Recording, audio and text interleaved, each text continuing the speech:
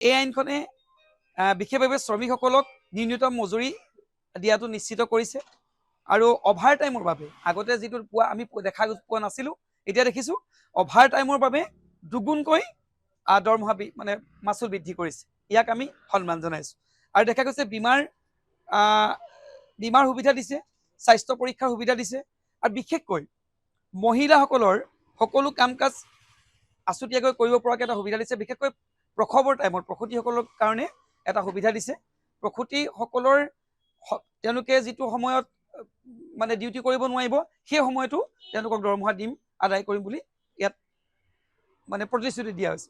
ব্যক্তিগত প্ৰতিষ্ঠানৰ এইসকলৰ বাবে ভাৰতৰ প্ৰধানমন্ত্ৰী ডাঙৰীয়াই যিদৰে আচলতে নতুন শ্ৰম আইন যিখন আনিছে, সেই শ্ৰম আইনখনে আমাৰ এই খুটি খোৱা মানুহসকল, যিসকল থলুৱা ব্যক্তি, যিসকল ব্যক্তিগত প্ৰতিষ্ঠানত কৰ্মৰত ব্যক্তি যথোপযুক্তভাৱে উপকৃত হ'ব বুলি আচলতে মই অনুভৱ কৰিছোঁ। মই নিজৰ ব্যক্তিগত প্ৰতিষ্ঠানতে কৰ্মৰত।